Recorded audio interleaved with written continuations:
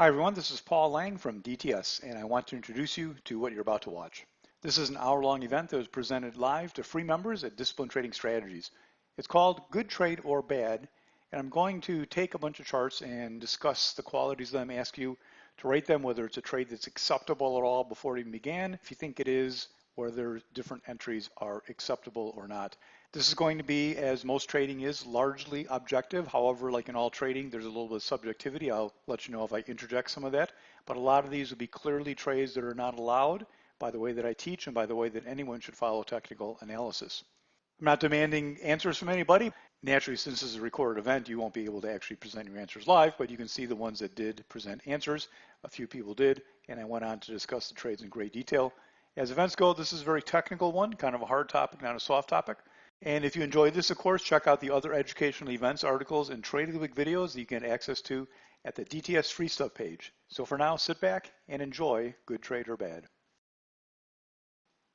Good evening. 5 o'clock. On the button to the second when the screen lit up. How's it sound?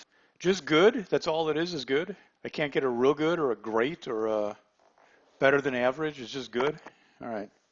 All right. Thank you. Welcome to tonight. This is the full-fledged DTS event that generally happens on the first Wednesday of every month, absent any kind of scheduling changes or holidays or that type of thing. This is a full hour presentation. Generally, these are recorded and put onto the free stuff page where they stay for a month or so. Tonight's topic is called Good Trade or Bad. I think I might have mentioned that I was going to maybe take time tonight to do a little more extended introduction of myself, because I very rarely do that, but I'm not really going to have time because once again, I think I over prepared and have probably stuff that's going to last us beyond an hour here. So let's get going. The topic should be fairly self-explanatory. Good trade or bad. I'm going to show you some trades and we're going to decide if they're good or bad. I do a lot of events, discussions, and educational articles I think are helpful to new or existing or developing traders. I don't know why I'm reading this, I never do. I think there's something here I wanted to remember. They range from a variety of topics, from what I would call soft topics like structure and psychology, even though they're the most important topics, most people don't like to hear them, to more technical topics that discuss issues about charts and technical analysis. This one is obviously the more technical side. Though it isn't finished, well, it's finished now. At the time I wrote that, it wasn't finished when you got an email about it several days ago. I believe it will be 80% objective and perhaps 20% subjective. I'll explain what that means in just a minute, although some issues on charts will be 100% objective. So what's the point of tonight? What are you supposed to take away from it? So who's here tonight? Well, naturally, some of my seminar students are here. They realize that there's some value in all these presentations, even though these are free presentations that are presented to all DTS members. But there's still a lot of great information. Matter of fact, in some respects, I think the seminar students may benefit the most because they kind of understand everything in the way I teach it. And there's little maybe nuggets of knowledge here that they find useful. I find a lot of people saying that. If you're newer to trading or newer to me, or if you've been around at DTS for a long time, but you're not a seminar member or you don't really have your handle on how to trade or invest for yourself yet, then these I think are great topics where you can learn a lot of things and learn a lot of maybe pitfalls that people fall into. But I always want to emphasize these events are not to teach you how to trade. To do that, you should take a full seminar program somewhere, if not here, then with someone that you trust, admire, respect, and think you can learn from, because that's really the only way to do it. But so tonight is going to be great for seminar people who are here, and the majority of you, though, are just free members of DTS, and I think you'll enjoy this as well. It may be slightly difficult to get through some of these slides here, but we'll do the best that we can. What's the takeaway from tonight? Even when you're very good at trading, the odds are still not great. What do I mean by that? Well, a lot of people think that you just step up and you learn what you're doing. It's just winner, winner, winner, winner, winner. And it's not really the way it works. Trading's always about odds. And because, in my view, even when you are good, the odds are not, it's not overwhelming. I liken it to a casino, actually. Would you like to be the owner of a blackjack table in a casino room? And the answer would be, yeah, of course you'd like to do that because they make money.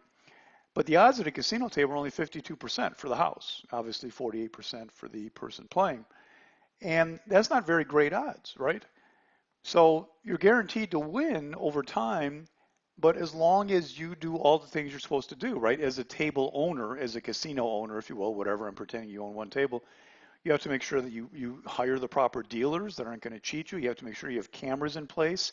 You have to make sure that the dealers are watching for people who are cheating or communicating or, I don't know all the stuff about a casino. But obviously, if you don't follow all those rules to protect yourself, 52% odds can diminish pretty quickly. Wouldn't you agree? And I liken trading to that to some degree also. You may know what you're doing, but a little bit of lack of discipline, a little bit of sloppiness on any time frame, not understanding the market or whatever, and your odds go to the point that you're going to lose money. And this is where a lot of people fall into trouble. Anything can happen, and that's another tricky thing in trading. If you play odds, which is what we do, anything can happen. You can take the worst trade in the world. You can take a trade that I would just call you an idiot for even looking at, and it can make money. And then you can laugh at me, ha ha ha, it made money. But the problem is over time, you're not going to make money. It's kind of like saying, we're going to roll dice 1 through 12, and I'll bet you even money, and I'll just take 12, and you take 1 through 11, right?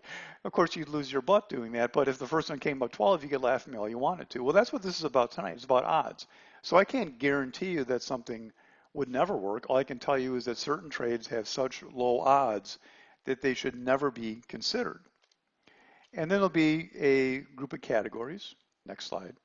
Wrong just means very low odds. And then there'll be a group where I think some trades are great. And then I put, but great at some point is subjective. What do I mean by that? Well, trades in an objective basis, there's a right way to do it, a wrong way to do it. And then beyond that, there's probably your own personal touch. What are you comfortable with? What do you like? And a lot of extrinsic things that go into it. And at some point, you get above the 90% level of knowing what you're doing. And I think there's some subjectivity and there's definitely some luck. I always say that, like when I'm day trading, for example, I think it takes a great amount of skill to take, look at all the stocks and pull them all together and get a watch list and get a hot list. But when I get down to my top 5 favorites of the day, maybe I have a real favorite that I have a lot of confidence in, but basically, I'm not sure which of those 5 is going to be the dud or which of the 2, assuming there's going to be a dud or 2. You just can't tell. And that's what trading is, and that's what I mean by great at some point is subjective. You can call the top 10% of your trades great setups, but you try and tell me that number 1 versus number 2 out of 100 is better. You can't do that. We don't have that kind of precision in trading. And there are trades that are acceptable, but they could vary a lot depending upon other aspects of the trade. Now, some of you may be saying, wait a minute, we're looking at charts. What are you talking about, other aspects of the trade? Here's a chart. Let me draw a chart. Here's a chart. Here's a similar chart. What other aspects? Can anybody tell me what I'm talking about? What other aspects could affect the trade besides the chart? We're going to look at charts tonight, right? And then maybe some charts where I look at and say, well, you know what?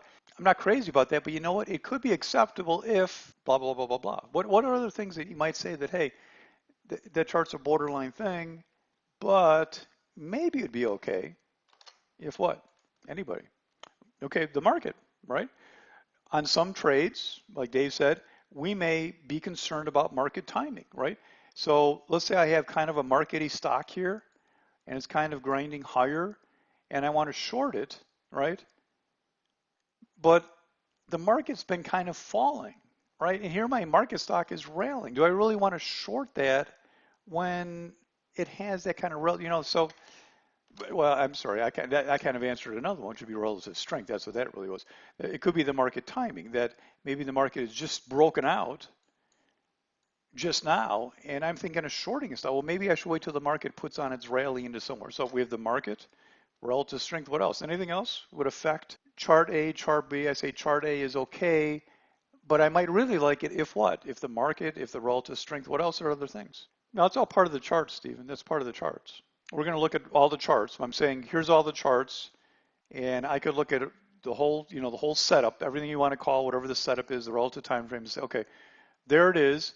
And I may say to one chart, I just love that. I may say to another chart, well, I'm not crazy, but you know what? I would do it if what? What else? What else would be there?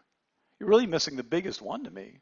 And a lot of you may not recognize it because I think a way that a lot of people are trained, it's not a separate thing. But what is one of the biggest ones?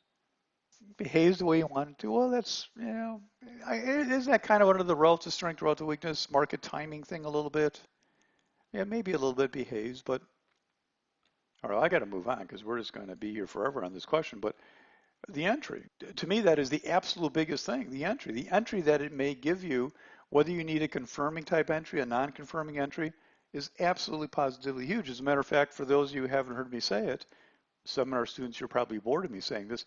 I would literally rather have a great entry on a so-so setup than to have a so-so entry on a great setup. And a lot of people wouldn't understand or may not even agree with that. I don't care, but that's just absolutely true. I would. So the entry is huge. So as we look at these charts, there's going to be a lot of gray areas, right? So we may have charts that I'll just say, well, that's never okay. I don't care what happens. It's just never an okay chart. And then maybe some charts I'll say, well, you know what? Let's talk about what things you may want to have or not have to do that. Market timing can be huge. Some trades are structurally sound and they're great, but less than great is not bad depending on expectancy. So there's the other issue too, is expectancy. When you say a trade is low odds, what does that mean exactly? What does low odds mean to you? Anyone? What does low odds mean? And is low odds, depending on your definition of what low odds means, does that mean it's bad? I've been saying low odds means bad, but I have a certain definition for low odds. And what does low odds mean to you? Well, Jed, what if you had the knowledge of God and you knew that a trade you're about to take had a 70% chance of failing? You would call that then low odds and you would call it bad then, right? But what if that trade though, that 70% of the time failed, what if it made 6 times the money that you risked? You would do that every day of the week, right? Just do the math. And that's what expectancy is really. It's not, everybody gets hung up on win or lose. Everybody gets hung up on did it make money, lose money. Everybody gets hung up on that. But that's not really the issue. The issue is money that's made, which is kind of a combination of how often you have a winning trade with how much it makes, right? A famous thing for a lot of traders that fail, I would say almost a majority of them at some point. Well, early they fail for a variety of reasons, but the ones that kind of burn out after 2 or 3 years of trying, they typically have more winners than losers. Are you aware of that, everyone? A lot of traders that fail after they get some experience, they just die of 1,000 paper cuts because they continuously have small winners and not big losers. Most traders have been around a while are afraid of taking a bigger loss, but they just have little winners all the time. So it's the expectancy concept. So it's not necessarily a bad trade, even if I told you I think it's more likely to fail than not, if over time it's set up in a way that would be a much bigger winner. Now, I'm not saying you just go after high reward to risk things and that's your whole trading style because it takes a lot of skill to get those high reward to risk trades right enough to make money. But I think you get my point. I call this a moment in time sometimes, which I kind of refer to as the birthplace of a move. It doesn't matter what time frame you're on, but if you had some chart that just you look back and you're like, wow, what a rally that was. I don't care if that's a monthly chart, a daily chart, an hourly chart, whatever it is. And you look back and say, wow, with the knowledge of God, that was the entry right there. And then my job, I look at it every day, is to find that entry right there. Now, of course, I don't always do that, but when you find entries like that, you have a much greater chance of making an okay trade or a really good trade. All right, moving on. That's what the three-legged stool is all about, but we got to move on here. At some point here, somebody should have said, when I was talking about, well, what if the trade's less than perfect? Perfect trades are great. I'm surprised somebody didn't just stand up and say, hey, Paul, what are you talking about taking a trade less than perfect? Just take perfect trades. Well, this is one of my pet peeves. If you ever hear somebody say to you, if they're training you or at an event, I just take perfect trades. I mean, run as fast as you can because that person doesn't know what they're talking about. There's no such thing as a perfect trade. It's just common sense. Number one, there is no perfect trade. You could show me the most perfect trade in the world. If it ended up not working for you for some reason, I would tell you 7 things that are wrong with it in hindsight, if I want to be a jerk. Every trade I take, you could go back and tell me there's something wrong with it. There is no perfect trade. And number 2, what I think is perfect, Bill may not think is perfect, and Jed may not think is perfect. Right? We have little personal preferences. So your job in trading to me is not to find perfect trades. We want to find great setups. And I'm always trying to get the top 1% of the setups that I'm trading, but my job is not to find the perfect trades, is to find very high odds trades that can make money through one of a variety of reasons, whether it's coupling with a great entry, whether it's a nice reward to risk type setup, whatever it may be. There's always a balancing act, and that's what this is all about. There's always a balancing act, and the primary balancing act in trading is always, anybody know what it is? What's your primary, what's the balancing act that always exists in trading? I don't care what decision you're making. I don't care where you are, whether it's a time frame you choose, whether it's bottoming tails or narrow bars or 1 minute charts or hourly charts. What's the trade-off? The trade-off is always going to be your batting average, the percentage you get correct, batting average, versus what we call your Sharpe ratio, or in other words, your average winner versus your average loser. How much money do you make per trade? If you're making 600 on average per trade and you're losing 300 on average per trade, that's great. 50% batting average, you're making money so fast you can't even get to the bank quick enough with it. Matter of fact, with that record, you could be batting 40% and making money like crazy. It'd be great. So that trade-off is always there. It's easy to advance your batting average at the expense of your average winner. It's always easy to make a bigger average winner at the expense of your batting average. Most people favor batting average. Matter of fact, I can always tell a more novice person coming to the room or asking me questions says, "What's your batting average?" That is a stupid question to ask in a vacuum. My batting average is 40%. What do you think about that? Oh, that's terrible. Well, I make a ton of money. What do you think about that? It's just a stupid comment because you're not taking in consideration. The real question is, are you making money, right? So batting average alone is not the critical thing. It's always a balancing act. So here we're going to do, we're going to look at some day trades, some swing trades, some long, some short. I think I have 8 trades here. We'll never get through all these because I talk too much. You will see 4 charts that matter for that trade. For every chart, for every trade you take, there are 4 time frames that matter. And those of you that are new may not know that. You'll see what they are. Knowing what they are is not terribly relevant because you have to understand exactly what needs to occur in every one of those time frames for you to have an acceptable trade. A big part of learning how to trade. What do you need to see on what charts and what charts matter? To me, it's one of the biggest things that there is. My definition of trading actually is the battle between the bulls and the bears as it occurs through the 4 pertinent time frames that matter to any trade that you take. Naturally, those time frames are different, whether you're scalping or whether you're swing trading or whether you're long-term investing or day trading. And then I'm going to, they're not on the chart, but I'm going to give you different entry possibilities. And then you're going to have, we're not sending out a formal test. There's no real answers. I don't care if you actually answer or not. I don't want anybody embarrassed, so I'm not going to force you to answer. I'm going to ask you questions, and it's going to be like 0 means, 0 would mean this is an unacceptable trade, period. There is no entry I would take. And then I'll probably give you 1 or 2 or 3 different alternate entries, which would be the best, presuming that I think the trade is even okay. And then you'd put 0, 1, 2, 3 if you want to put it on paper and talk about it. If you don't want to put it down, I don't care, because I will probably attack viciously anybody who gives the wrong answer, and you may not want to do that. It may be unacceptable chart, period, or maybe acceptable at 1 or more of the entries proposed. All right. Any questions? Ready to go? Let's see how this works. Again, just like the last one I did when I did just buy Apple. This is a lot of work this time. I didn't mean for it to be what it turned out to be. Also remember that when I talk about good or bad trade, it has nothing to do with winner or loser, right? So I can even show you a chart that maybe was a quote unquote winner, but it's still a bad trade in my view. There are a lot of good trades that lose money. There are a lot of bad trades that make money. It's odds over time that really matter. All right, let's take a little time to get familiar with this one. This is going to be day trade long, and I'll give you a few different entry concepts. Now remember, you can, and I'll type them up here in just a second, but this is going to be the daily chart before the day of the trade. So you're not seeing what's happening after the alleged trade that we're going to maybe do or not do. So this is the daily chart the day before. So this is what I'm seeing when I'm scanning, if this is something that I liked. This is a 60-minute chart. We're going to open underneath that base. The arrows here are pointing to where we're going to open. We're going to open underneath this base. Weekly chart is not terribly relevant. In this case, even day trading, the weekly chart has a small place at times, but for most of these, it probably will not be a big deal. So here's my question to you. Number 1, well, of course, 0 would always be, this is an unacceptable to go long. Unacceptable to go long anywhere. And you could be basing that on the weekly charts in a downtrend. The daily chart is sideways. The hourly chart set resistance. I mean, you could, whatever, I don't care. But if you think this is just not a trade you would look at, you would just put it to bed and not even wait for the market to open, then give it a 0. A 1 would be entering just beneath, to get in quick, entering beneath the base.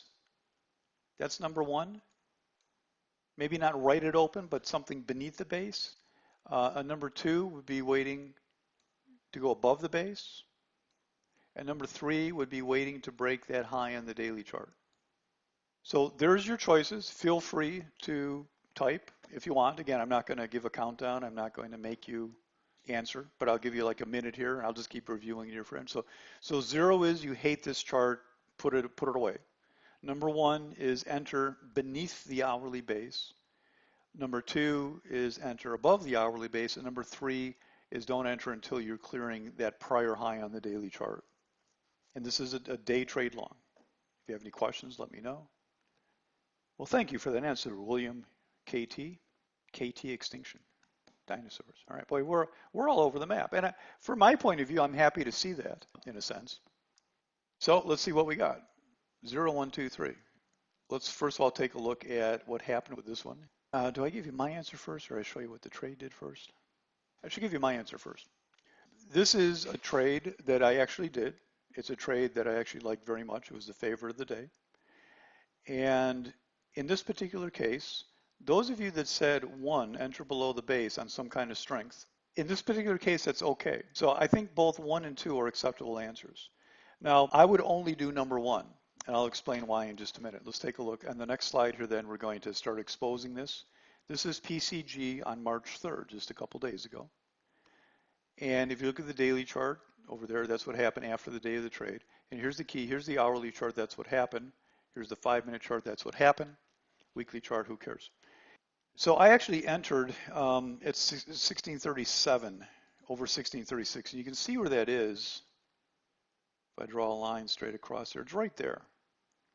So something happened inside the 5-minute chart where it jiggled up and down, and then I went over something. So there's some kind of strength there, but basically not far after open. Now, while on one hand, I would say structurally, those of you said number 2, I'm not going to say that's wrong, but if you do the math, this only made 1 hour. So it made the day's goal. It made it in an hour on average. Got out somewhere. I didn't quite get the top on this, but it only made 1 hour. And that's using 1637 by 1619. So it was over 1636, under 1620 for the stop. Redo your math and do the math if you would have entered over 1647. Guess what? Doesn't make any money, right? Did everybody see that, what I mean? Everybody got that math down? I mean, make some money, you make a half an hour, right? Could have the stop a little bit tighter, but you're adding 10 cents to the entry, you're adding 10 cents to the stop, you're taking 10 cents. Remember, when you do that, you're adding 10 cents to the stop and you're taking 10 cents off the target that you're going to. So this goes from a 1 hour trade to being a half an hour trade, a third of an hour trade, right? So you're not making much money. Are you guys following along with me? Because this could be terribly confusing. You're looking at charts you're not used to. You're listening to some guy that's babbling up here. Does this make sense? Eric, I know it makes sense to you. For everyone else that's playing along here, does it make sense to you? Okay. So what's the big point of this slide? Well, here's the big point of it, is that this is where a lot of people fall into traps. I talk a lot about the difference between A, understanding of charts, and a C, understanding. Those of you, and again, I'm not picking on anybody, but I'm just saying, the trader that says, oh, you got to get over the base, well, that's a C understanding of charts, right? That's kind of the, okay, duh, over the top, yeah. But you don't make any money, and that's the problem. You may say, okay, you made some money, but here's the thing. If every trade you ever took was a winning trade, okay, who cares how much you make, right? Just keep breaking it in. But you don't have that. You have a good chart, you have a good setup, you have a winning trade, you got to make some money.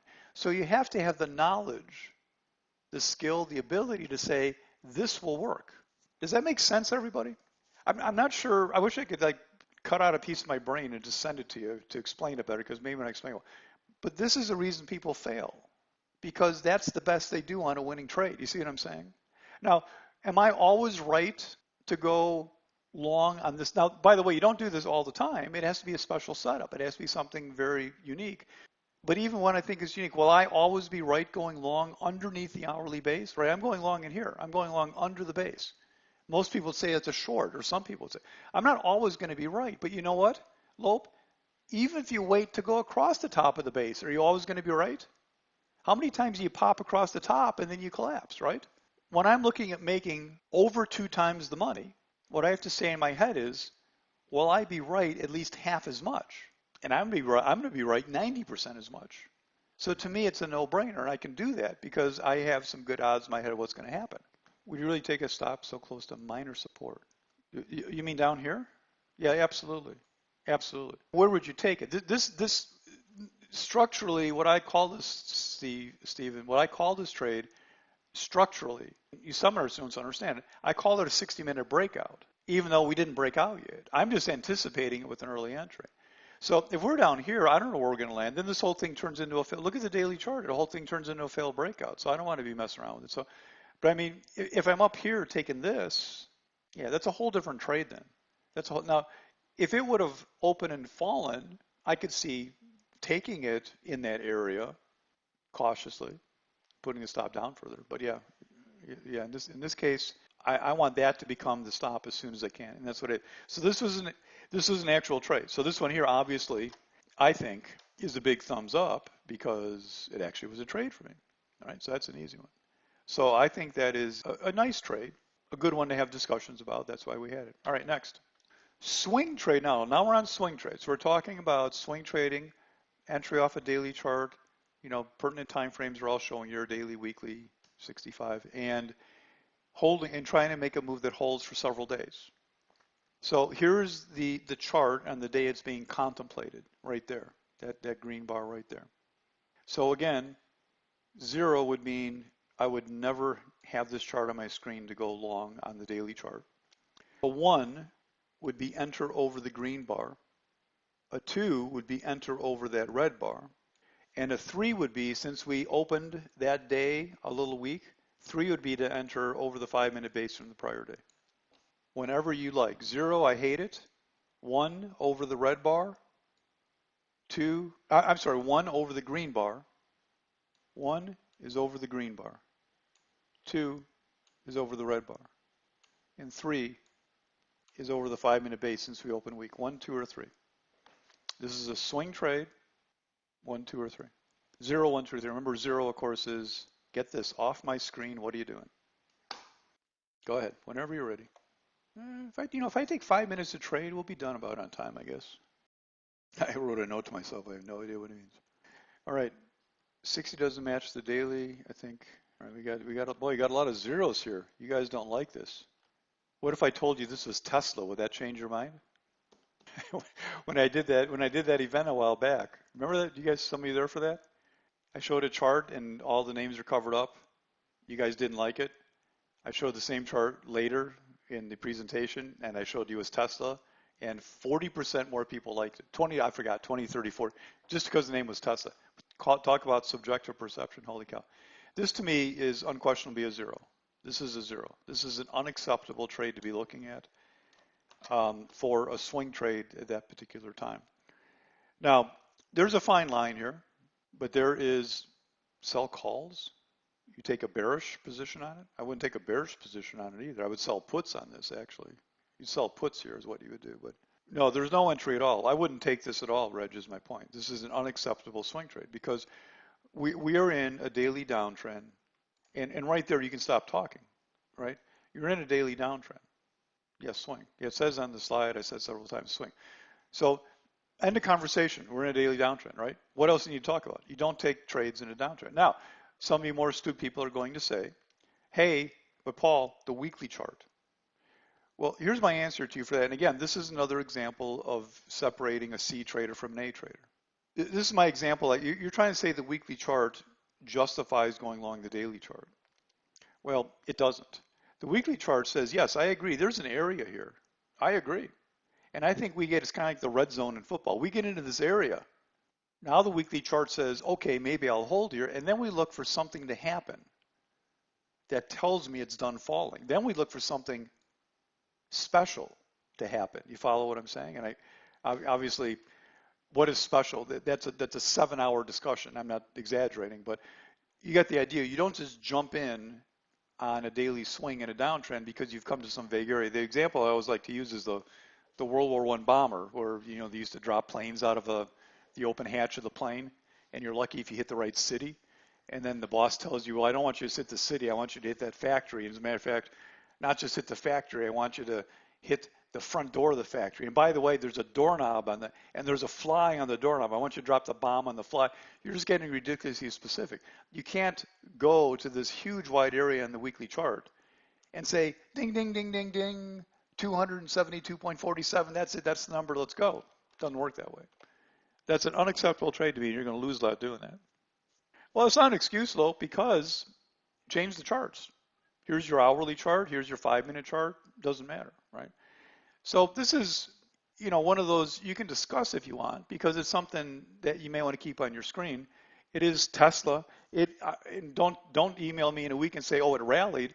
It may very well rally because stuff happens. And number two, it may also be an acceptable trade to me at some point. But right here, right now, just reacting to a green bar is completely unacceptable. No, this is an unacceptable trade everywhere, Reg. You're downtrending. You're saying as a day trade, is it acceptable? No. No, you're in an hourly chart downtrend. A little 5-minute bull 180 doesn't give you the right to go long in an hourly downtrend. It's just completely unacceptable. No balancing act. Guys, real simple. You're downtrending. The first, when you come to trading, the very first, there's 2 rules you read, right? You open the book for Trader 101, Trading for Idiots. There's the very first rule says follow the trend. Believe it or not, that's like the only thing you read your first week that really is true. Follow the trend. You don't go long in downtrends unless you understand what you're doing and there's something specific to justify it. There's nothing here to justify it. End of story, done. Distance below the MAs will lose you money faster than anything on planet Earth.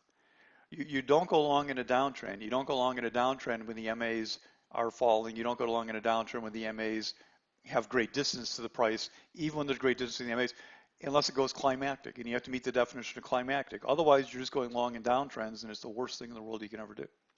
So that was Tesla. So, Reg, it bounced on the 5-minute chart. I would never have it on the screen, though. Stuff happens. And so that is a no-go. It's a zero no-go. All right, next. Day trade short, various entries. Day trade short. Here's our daily chart. We've come down to here, so we traded below that level, if that matters to you. Again, this is before the day of the trade. And here's the day of the trade. I'm showing you the hourly chart now in the area that we're going to discuss. So here in the hourly chart, we've rallied to here. And the question is, short. Do we short there somewhere? And here's the prior day's high, just in case you can't see it real good. We're over the prior day's high. And here it is on the 5-minute chart. So the question is, do we short? 0, get this piece of garbage off my screen. I would never short this. Number 1, short as soon as it turns red and give it some room. Number 2, short under the low of a bar. Short under the low of the green bar, sorry. Short under the low of the green bar, that's 2. 1 is pretty aggressive, 2 there. And number 3, wait for the next buy setup on the 5-minute chart to fail. Now, if you don't know what that means, then don't put it as an answer. So let me clean that up. Why do I get so sloppy drawing this stuff? 0, I would never short this. 1, short it aggressively and put your stop up there a little bit. Number 2, short under that green bar. So that's 1 and that's 2. And 3, wait for the next pullback to bounce and then go under that. 0, 1, 2, 3. 0, 0, 0, 0, 0, 0, 0, 0, 0, 0, 0. 3. Amazing the differences that we have. I'll wait a second for some more answers. I need a sip of my frosty Coca-Cola. Art says 2. Change my answer to 3. We got a 3. Hi, Randall Lee Dickinson. How are you doing? Whenever somebody types 3 names on the screen, I have to read the name. It's one of the rules of the presentation room if you read the fine print very carefully. All right, we ready? Let's move on. Now, this is where we get into more advanced trading to me, and also some subjectivity in terms of what you like. I think the only wrong answer is 2. The highs and lows of bars for entries are not meaningful. They should never be used. It's just not, it's not a thing. You don't ever do that. Believe it or not, I think the best answer here is number 1. I'm not sure anybody put that. Matter of fact, this is kind of my favorite trade as number 1. Let's talk about a couple things. The hourly chart broke above the prior day's high. Does that make it a better short, a worse short, neutral, or maybe change your entry concept. We broke above the prior day's high. Better, worse, or maybe just change how you handle it. It actually makes it better, but with an asterisk. It makes it better potentially, but it puts me in that category where I'm not sure how aggressive I want to be. What matters is the rest of the chart. Now, this is what we call I have to erase all this stuff. This is what we call a stage one in fancy seminar class. And the thing about stage ones is whenever you break to a new high, you just get whacked, you get pounded. And part of the decision here for me, this is actually a trade that I did. And part of the decision for me was that this is not a shakeout anymore, right? That's not a shakeout. Sometimes you go to a new low, like you go to a new high, but we hit the new low here. You see that bounce? And then we went under that. So this is no shakeout. So to me, the daily chart is now kind of weak. It's in the weak category, not on a pullback. So that helps, to me, it's a day trade, but to identify as a trade. I think the best thing to do is to short right there. That's my favorite type of entry. Why? Because you got that big wide bar, breaking the prior high in a downtrend everywhere. You're in a daily downtrend, stage one hourly. So that is the ultimate entry. Now, I didn't do that entry. I don't honestly remember why. Either I chickened out or I wasn't looking at it at the right time, whatever it is. I don't know, Lope. I don't want to answer. Let's just move on. I don't know who he is. I don't know what he talks about. So I ended up actually doing number 3. And that's why I said there's some variables in some of these. Number 2 is the only one. Number 1 would have been fine. And I actually did number 3. I actually entered, I didn't put the numbers up here. I'm sorry, I didn't, this is a trade I did. I didn't put the numbers here. But I entered under that right there. And that is what I would call a failure pattern entry, under a failed buy setup. So I wanted the more security, and or I was maybe just chicken to do it there. Remember when I started talking about this, I said that part of the reason you look at some of these, I may say, well, I like it, I don't like it, it may depend on other things. Well, there's one thing. If you don't love this, a failure pattern entry gives you much better odds. If you have strategies that have an entry that's part of your strategy, you're not making money. I guarantee you. I promise you. Like you have a head and shoulders pattern, you enter into the neck, you're not making money. There's no way you are. It's impossible. Entries are a separate concept from strategies, and entries are your best tool in the toolbox, and you have to understand entries properly. So that's something that can help you on that one. Now it turns out this would have been the best entry. Even if I gave it a lot of room, it still would have been better than this one. But for what I want to do, that worked just fine. Day trade short. I mean, we've had, was it every other one? Oh, it's every other one so far, folks. Right? Good, bad, good. What'll this be? All right, day trade short. So here is the daily chart. This is a stock that had gapped down and then ran back for 3 days. And again, this is the chart the day before I'm looking at the trade. So here it runs up. And that third day up is right here. So here we are, the hourly chart now and the third day up, coming back into this area, whatever that means to you. Biggest bar on the chart. The question is, do we short here? Do we short here? And the answers, possible answers are 0, I would never short that. Number 1, short under that red bar. Number 2, wait for that to break. And that's just what I talked about before, a little buy setup failure. Wait for that to break. Those are the only choices you have, 0, 1, or 2. 0, I would never short that chart. 1, short it right there. Now, if you shorted it there, obviously at the time you shorted, you didn't know this is happening, right? So you got to be honest and say what I shorted there. And also you could say, well, maybe I gave the stop enough room. So let's say if you shorted it here, you gave the stop enough room. But point is, what is the right concept here to do? 0, I would never short this. 1, short it on under that bar. And number 2, wait for this buy setup to fail. 0, 1, or 2. Are you guys typing? I made you stop typing. There we go. 2, 2. And no 3 on this. I don't know where 3 would be. I'm not going to change it. I guess I could have put 3 as an aggressive short under here or something, but more answers? I remind you to make a comment about this. All right. This one to me is a big 0. Now, I want to point something out to you. I can't stand it when people like me get in front of people and talk about past things and just make up what happened, right? I never do that. The trades that I've shown you so far are two trades that I did, right? There are people who are in the room, right? There's a lot of people here from the room, so they'd be screaming at me if I was lying. So the trades I did, obviously, I like them, right? I can't be lying about that. And like the Tesla thing, I brought this because this is discussed in the room, right? Art, did I like Tesla swing long? One of you guys mentioned it. It's probably Zach, right? Did I like Tesla swing? No, I hated it, right? So my point is I'm not making these up after the fact. I hate when people do that. Don't ever listen to somebody who's telling you, well, here's why the market dropped today. Well, if he told you before the market dropped, it's going to drop, then listen to him. But anybody after the fact is like listening to the idiots on TV. So this was something that was on my screen at some point. This was CAG. And this was on my screen from the day it gapped down. And when I have something that's on the gap list, I often keep it on the carry list. And I looked at it this day, I said, no. And the reason I took this off of my carry list for this very simple reason.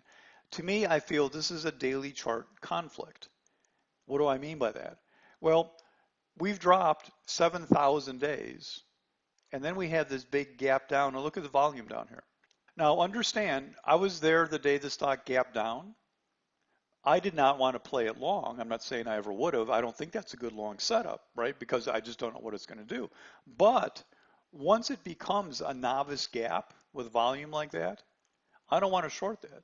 So to me, this is why we look at 4 time frames. I know you're day trading it, but do you see how this matters? The big money is not in their day trading stuff back and forth, right? And to the extent that you're going to tell me that there's the bots and all the program trading, they're not making things move. They're just playing back and forth. The big money that makes things move is not coming from day trading. So the big money that's making things move is that the Police Benevolence Fund in Mississippi just decided that they want to buy this at 23 bucks and they got to buy 7 million shares. So there you go. So you don't want to stand in front of that. So this is not a trade to me. And it's not just a chart I said, oh, gee, let's go pick out a tricky chart. It's something I took off my screen, that day or the day before because I said, okay, if it's not going lower, I don't want to be a part of it. I particularly don't like taking novice gap downs long. Some people in the room do, right? RM likes those a lot. I think they're normally painful. This one would work great. But I'm not going to go short that here. So it's what I call a daily chart conflict. You can't day trade it if the people are buying the daily chart. Does that make sense, everybody? A little bit of sense, a lot of sense. Let's take a break for a second because we're halfway through. Is this good? Is this useful, helpful? If you didn't like this and you left the presentation, type a 1 on the screen. That was a trick question. All right, let's move on to the next one here. I forgot what's next. So that was CAG, Conagra. Eric caught that. Next one, day trade short. So here's the daily chart. What a mess. And again, this is the day before the trade. Here's the hourly chart. So you may be looking like, okay, well, there's that, and we broke below that. And the question is, should we be shorting this right here? Now, a little tricky thing here, it was the end of the day. So I guess the question is going to be, just short it open the next day immediately? Well, 0, of course, would be, I would never short this. 1 would be short here, kind of short it open, because this is what some of you may call, I'm not going to use the term DTS because DTS implies an exact concept, but some of you may call this an hourly sell setup. So if it's an hourly sell setup, just short it open. Or number 2, short under the low of a bar here somewhere. And that's all we got, 0, 1, or 2. You may vote whenever you feel it is appropriate to vote, 0, 1, or 2. And by the way, just while I'm waiting here for answers, a little side comment. None of these are what I consider to be like tricky, gotcha. None of these are gotcha charts. These are just plain, in your face, huge wart on your nose charts. These are just nothing to discuss to me, other than when I discuss different possible entries. But these are just, there's no discussion to be had, period. I don't care what trade area, where you're from. And you can always argue to me, oh, Paul, I'm on a tick chart. Well, still, even on a tick chart, you don't want to be fighting the hourly chart, the 15-minute chart, whatever it is. All right, this is being Randall, you're like the fastest student I've ever seen, Randall. You're catching on. You could even tell me why, couldn't you, Randall? Why this is a zero. This is a big fat zero. It's the same as the last one. This is a daily chart conflict. This is a daily chart conflict. Note that the most bullish thing you can do is to break support and then snap back. That's the little shakeout. You're asking a question, right? Here's the prior low on the daily chart. We went beneath it. Who's willing to sell their shares or to short this below that low? We got our answer. Bob from down the hall and Betty from across the street. They sold their shares and everyone else bought. So this is not an hourly sell setup because, I mean, you may call it whatever you want, but a direct conflict with the daily chart. Now, I'm not saying I'd go long. I'm not saying I'd like the daily chart long. I'm not saying I'd go long. All I'm saying is it is at the very least a mess, and you don't mess with it because it's a daily chart conflict. All right? Nothing to discuss. I mean, some of these, I'm sorry, there's just nothing to discuss. There is no other side to it. You don't go long this. I don't care if it went higher, if it did go lower, and actually it goes a little lower, and then it snaps right back. And this is PanW. You can check it out. I don't know where it's been. I'm curious, where is it since then? Oh, this is today. Yeah, that's right. I threw this one in here today, last minute. I need one more. And this one, honestly, I did just kind of run into. This one was not something I ever looked at one way or the other. I wanted one more slide in here, and I ran across PanW and said, hey. And it was just the same thought process. I was looking at an hourly chart. I said, hey, wow, there's a nice hourly sell set. I go, oh, yeah, no way. And I said, hey, wait a minute, that's a good one to use for the presentation tonight. Well, Art, you can't remember what you don't know you didn't do. That's all there is to that. Now, here's what some people do to me sometimes, right? They'll look back and say, oh, Paul, you could have shorted that. You could have gone long that. You could have gone long that, blah, blah, blah, blah, blah, blah. I could pick up any chart anywhere and tell you what I could have done today. Well, that has nothing to do with it. If you would have shown me this chart here, I may have said that was a good long. Actually, that would have been a good long right there. That would have been, right? But when you're preparing for the trading day, when you have a little more time when you're long-term investing, right? Because you have all these charts, you can look all night if you want to. But when you're day trading, I mean, you can't look at 1,700 charts. So you pick your favorites you think are most likely to happen. And sometimes in the room, somebody will show me one that I don't have. That's what I like about being in the room. They give me all my winning trades. And I'll say, yeah, great. So like if Art would have said at 11:30 on this day, today, Paul, long PanW, I would look at it and said, yeah, you know what? I really like that. Let's do it. But I wouldn't have been staring at it. I wouldn't have been waiting for it. So that's a big zero. I thought we were done. We got two left. Day trade long, various entries. All right, day trade long. So here's the daily chart, and here's the key. We're going to open right there. So we don't see today's bar. So we're opening there. And that means the 60-minute chart is going to open right there. On here, I'm showing you the 5-minute chart for the first hour because I want to give you several choices here. So number one, this is would you go long? 0, I would never go long this. 1, go long at open. Had it, obviously, nobody's going to say 1, but if I didn't show you this chart, would you go long at open if it was a little more bullish, if it went red and it went green? Would you do number 1 if you didn't know it was going to fall? Number 2, enter over this. No, number 2, enter here. And number 3, enter over that topping tail. All right, so here you got your 3 choices for Lope, I think. 0, I would never go long this. Number 1, enter aggressively at open if it would have gone higher. 2, enter here. And 3, enter there. What do you guys got? 3, 3, 3, 3. Well, I know Randall. He just said he liked confirmation, so number 3 is Randall's entry, right? Go ahead. There's only one more after this. Oh, hey, Pablo. I was wondering where you were. All right. You know who had the right answer? was Eric. Take them all. Honestly, this was what we call in DTS world, this is a tier 1 gap. I've been amazed. We've had like 6 tier 1 gaps in the last 2 weeks, which is normally we get 1 every 2 months. I don't know what's going on. This is a tier. This is called do not miss this. So the first answer is I would have taken number 1. Notice it open and free fell. If this would have dipped, I was here ready. As a matter of fact, Eric, I don't remember. I probably had an order out there, right? I probably put an order out there over the high. I did. I did. I remember I did. So whatever that number was, I put an order to go long over that number when it started dropping. Okay. Yeah, who wouldn't trade it, right? So number one is the absolute best entry. It didn't happen. It just free fell, right? Nobody. So once it started to drop too much, I said, nope, cancel, forget it. Let's wait for the next one. Mirnus in the room went long right here, which is beautiful. I was chicken. I didn't do it there. I don't know why. Two is a fantastic entry. I took the worst of all the entries. I'm just admitting, I took number three because just like Randall, I wanted confirmation on this one. I don't know why. It's just a beautiful gap. I wish I would have gotten down here. When you look at the difference in the reward to risk, beginning and get down here and up here is just huge. You run the math. I say trading is those three legs, right? Superior technical understanding, math and probabilities. Run the math. And this is what I mean by math and probabilities. If you run the numbers between the profit you make from getting in here compared to here, you could be right like 5 times. You could be wrong 5 times more often. You'll still come out the same, right? Yes, because it's a tier one gap, and I expected it to run forever. Yeah, so I went in over that downtrend pivot. Once I missed this, I really didn't have a choice. This was, well, Rose, because part of you have to understand, this to me is do not miss this. It's unacceptable to miss this trade going higher, even if I'm late. It's unacceptable to miss this trade.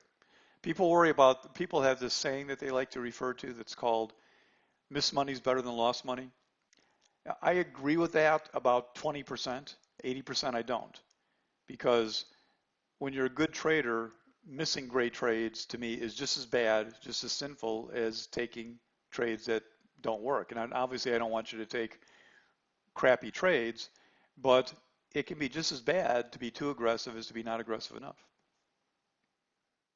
But at one, you may get stopped out and lose the trade. At one. Well, on this one, I'd be re-entering though, right? Tier one gap, Pablo, right from class. 2 entries designed. Don't worry about it. If you miss the first one, get the second one. Yeah, but if it turned red and then took out the high of the day, I don't know if it would have failed or not. But yeah, any one of these entries could have failed. Anyone could have failed, right? Yeah, remember that's the one time, Pablo, you don't manage. You re-enter when you have like a gap type situation and you're not sure if your entry is wrong and maybe totally wrong, right? Yeah, I'll show you the rest of the chart. So this is Jenny. Some people in the room improperly call this Jeannie, which made me very upset. It's Jeannie. It's Jenny. However, what I did do though was to make up for it. So here comes look at the daily chart. See, the daily chart went all the way up to 950. Art told me it would never get there. I did a fairly poor job managing this one. But what I did do was I added to it. So you see a second trade here. So got in, there's the 880 entry. And then I took another entry here. Right in here. Right there. So I took another entry there and added to it. And I did not a terrible job. I got out 928, 932. So I got out in here. I got out in this space. Actually, I did good with that because the last pop and then it came in. So if I would have walked away for the day, I would have been a few cents not as good. And that makes triple the goal for the day. With the first one being a bad entry. You go back and do the math and done this entry like you should have, that would have been the entire week's profits on one trade. Why is this so compelling? Reg, I mean, you should know quite honestly, it's a tier one gap. This is a gap. It's a tier one gap because you cleared enough stuff. And as a bonus, you're on weekly major support, minor support. It's a minor support, major support. It's as close to perfect as you get. This was do not miss this. Dude, yeah. Oh, you too. I know Mirnus did. You did too, Pierce? Well, you know how I mix you two up all the time. Maybe you got it and he did it, but nice job. Yeah, Pierce was here and you're still holding that, right? Aren't you? Maybe? I don't know. Anyways, so that's Jenny, tier one gap from the other day. Great one. Yeah, nice, Pierce. Pierce is in the room. Last one. So that was a good one. Thumbs up, thumbs up. Last one.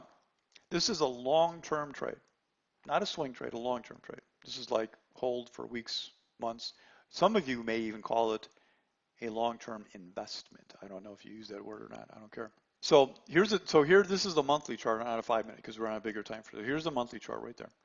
Here's the weekly chart. Now again, at the time that this trade was being taken, we were, the weekly bar was that from the prior week down to here. We broke through that support and we were just in the bottom part of that red bar.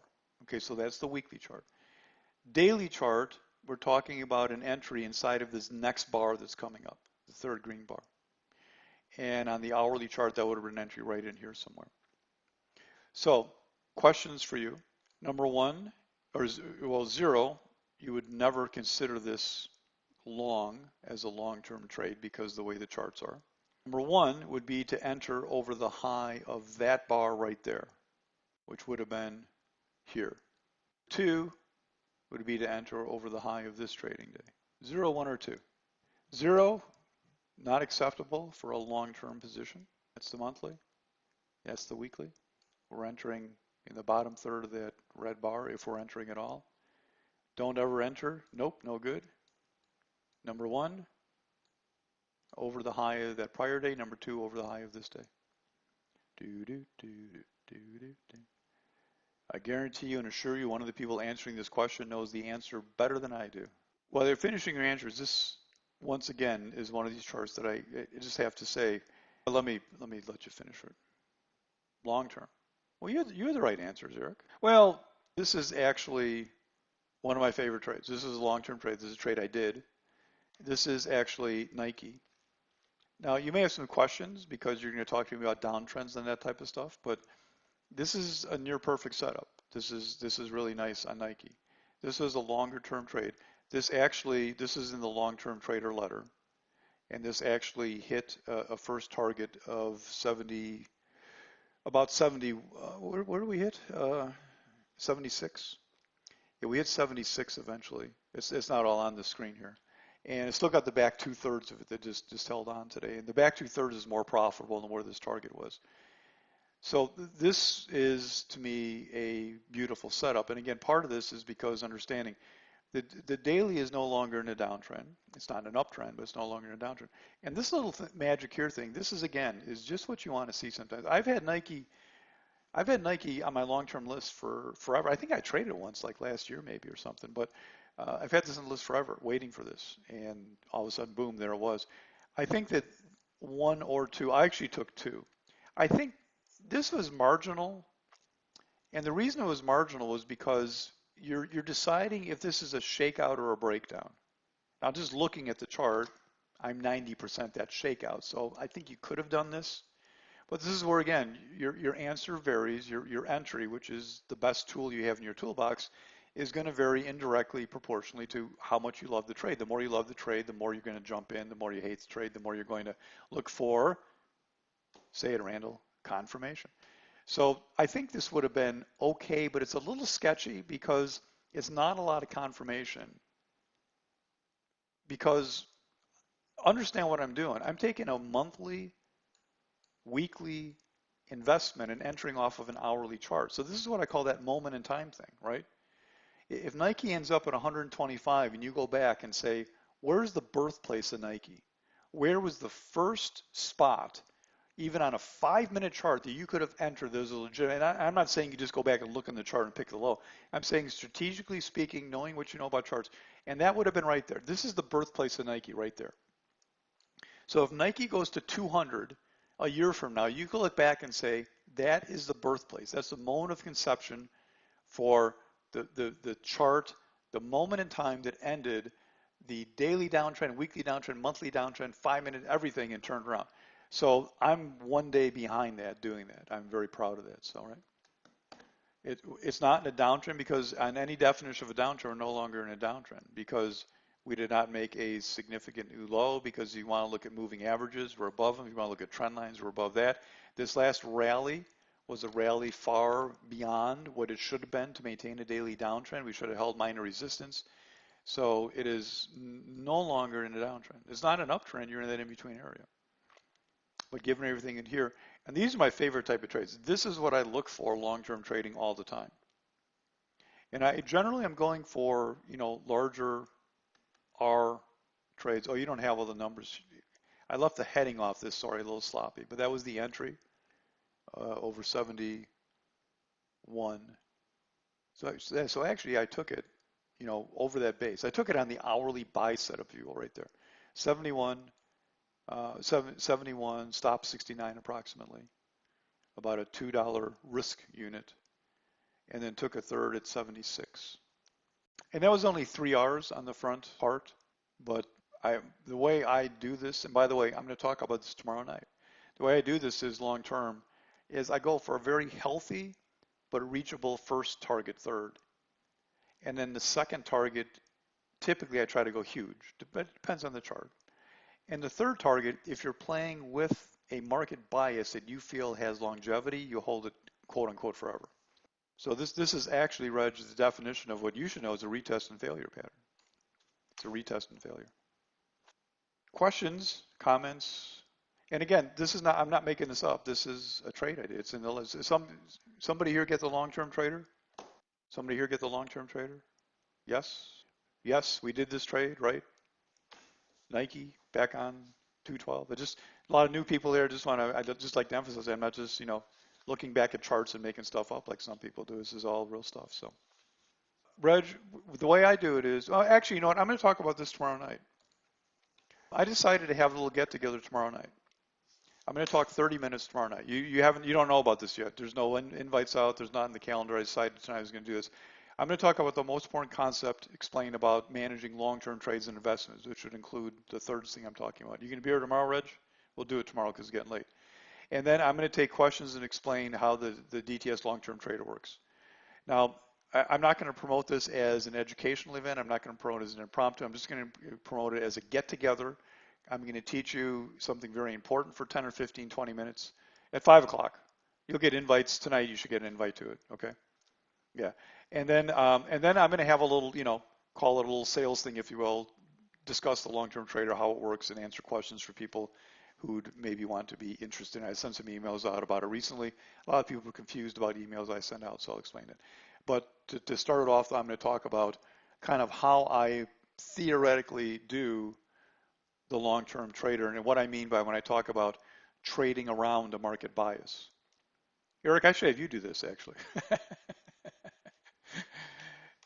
I did this 2-3 years ago, a similar thing. And Eric actually sent me some charts that, once again, just kind of showing that it's how it has worked. All right. Any questions, anybody? Any questions on tonight's stuff? We'll see if we can get the video replay down to an hour. Maybe not. All right, everybody. If you're in the trading room, we'll see you in the morning. We'll see if you get another tier 1 gap on the screen. And otherwise, I'll see you tomorrow night. See you tomorrow night. That's easy. All right. Take care, everybody. Good night.